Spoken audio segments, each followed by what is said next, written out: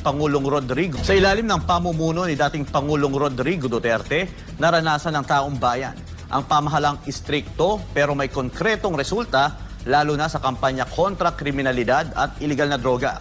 Ayon sa dating opisyal ng Malacanang, saksi siya sa seryosong paninindigan ng Duterte administration para sa kapakanan ng sambayanan. Narito ang balita ni Paul Montibon.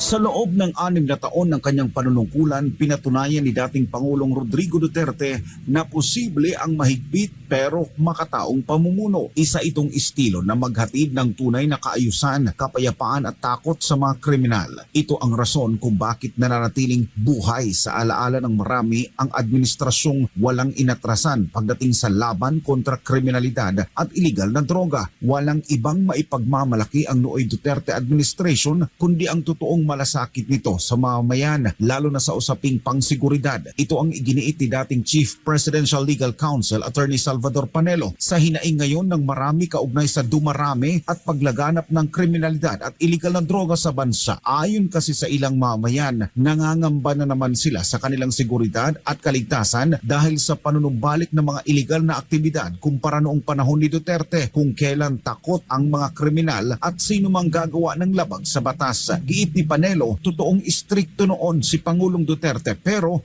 nagdulot naman ito ng isang ligtas na komunidad para sa mga kabataan, matatanda